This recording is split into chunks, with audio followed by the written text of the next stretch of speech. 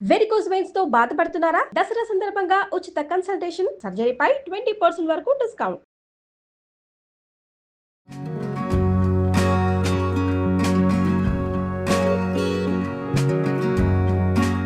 Suman TV ప్రేక్షకులందరికీ దసరా పండుగ శుభాకాంక్షలు. పండుగ సందర్భంగా మనం రకరకాల నైవేద్యాలు చేస్తాం. 1-2 సార్లు గారెలు చేస్తాం. గాయత్రీదేవి నివేదనకి అల్లపు గారెలు బాగా విశేషంగా చెప్తారు. తర్వాత మహానవమి నాడు కాళికాదేవి కూడా గారెలే నివేదన చేస్తాం. పొట్టు మినపప్పుతో అల్లపు గారెలు ఇది అందరూ చేసేదేనండి.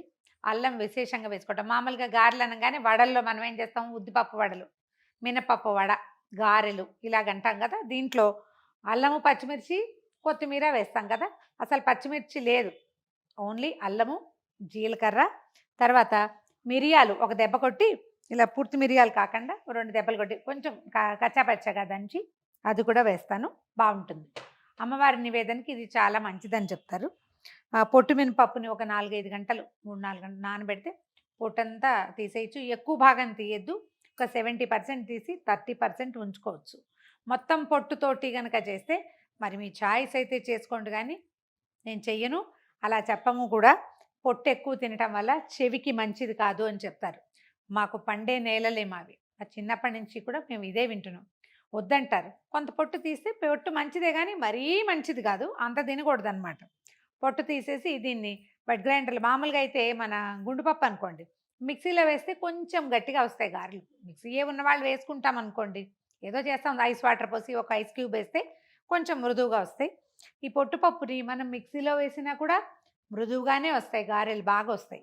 సో పొట్టు తీసేసాను, గ్రైండ్ కూడా చేసేసాను. గారెలు మాత్రం వేసి చూపిస్తాను. మిరియాలు కొంచెం బరగ్గా గ్రైండ్ చేశాను.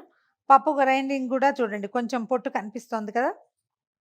మిరియాల పొడి, తర్వాత 1 స్పూను జీలకర్ర, అల్లం ముక్కలు చాలా సన్నగా కట్ చేశాను, ఇవి వేసేద్దాం. ఒకవేళ ముక్కలు రావద్దు అని అనుకుంటే కనుక మీరు కోరేసేయండి అల్లాన్ని. కొంచెం లేత అల్లం అయితే కూర చాలా బాగుంటుంది. అల్లం కనుక ముదిరింది అనుకోండి, పీచు పీచుగా వస్తుంది, వేస్ట్ అయిపోయిన ఫీలింగ్ వస్తుంది మనకి, అదేం ఉపయోగపడలేదని. గారెల పిండి, ఈ వడపిండి గ్రైండ్ చేయటం ఒక చిన్న ఆర్ట్ అండి.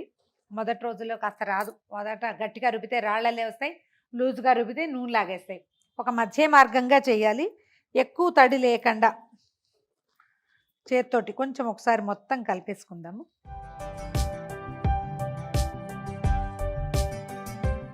ఒక్కొక్కళ్ళకి ఒక్కొక్క అవగాహన ఉంటుందండి. ఒక మంచి గుండ్రగా బాగా షేప్ రావాలి కాబట్టి ఎక్కువ సార్లు తడి చేసుకున్నాం అనుకోండి, చెయ్యి షేప్ బ్రహ్మాండంగా వస్తుంది, బాగా వస్తాయి గుండ్రంగా, కానీ నూనె పీల్చేస్తాయి.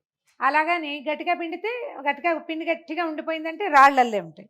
అలవాటుగా వారం వారం చేస్తూ ఉంటే ఆ పని చేయటం వచ్చేస్తుంది మనకి. కొంచెం కొత్తల్లో కాస్త ఇబ్బంది అంతే. మొత్తం కలిపేసాము. రుబ్బేటప్పుడే ఉప్పు సరిపడా వేసాను. మనం నైవేద్యాలు పెట్టేటప్పుడు రుచి చూడకూడదు, అదొక సాధారణ నియమం. వేసి చూద్దాం. స్టవ్ హైలో పెడదాము.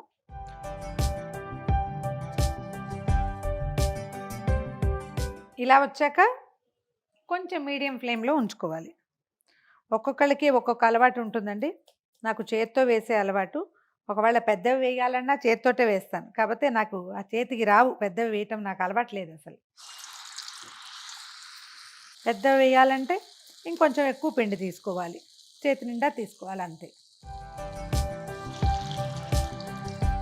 లేదా ఒక అరిటాకు, ప్లాస్టిక్ కవరు, దేని మీదైనా ఇలా అద్ది వేస్తే మనకు కావాల్సినంత సైజులో పెద్ద పెద్దవిగా వేసుకోవచ్చు.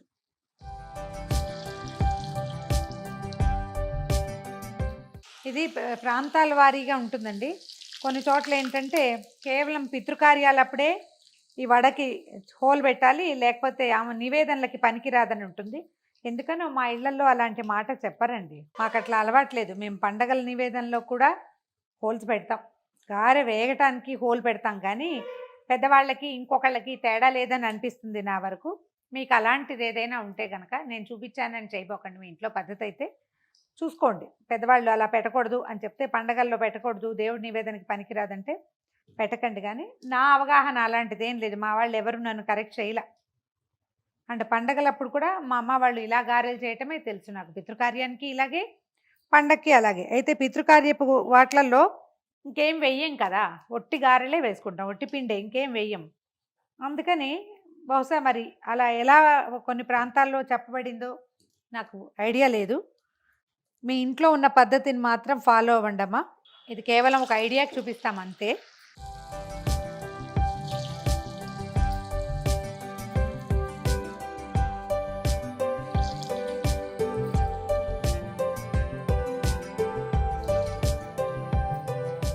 ఆఖరి వాయి గారెలు కూడా తీసిస్తున్నాం. గారెలు చేసేటప్పుడు పాత్ర పెట్టుకున్న నూనె కొంచెం తక్కువ పెట్టుకుంటే వేస్టేజ్ తక్కువగా ఉంటుంది. కొంచెం ఎక్కువ ఆయిల్ వేసుకోవాల్సి వస్తాం అంతే. మినుము తింటే ఈనుగు తిన్నంత బలం అని చెప్తారండి. ఎక్కువ ఐరన్ రిచ్ ఫుడ్ అని, ఈనుగు తిన్నంత బలంగా ఉంటామని చెప్తారు. అమ్మవారి నివేదనల్లో తప్పకుండా అంటే చాలా ఎక్కువ రోషంగా కనపడేటువంటి స్వరూపానికి ఇలా మినుము నివేదన పెట్టాలని చెప్తారు. మామూలుగా మాంసాన్నం పెట్టే పద్ధతి ఉండేది పురాతన కాలంలో. ఇప్పుడు మనం అవన్నీ పెట్టాం. అందుకని దానికి బదులుగా మాంసానికి బదులుగా మాషలు పెట్టాలని చెప్తారు. ఆ మాష అంటే మినుము. అందుకని మహర్నవమి రోజున తప్పకుండా గారెలు నివేదన పెట్టాలి. ఆ నివేదన ప్రసాదం స్వీకరిస్తే అమ్మవారి యొక్క ప్రసాదం తప్పకుండా మనకి లభిస్తుందని చెప్తారు. ప్రయత్నం చేసి చూడండి. అల్లం ఎక్కువగా వేసి గారెలు వేసి నివేదన చేయండి. మరొకసారి సుమన్ టీవీ ప్రేక్షకులందరికీ దసరా పండుగ శుభాకాంక్షలు.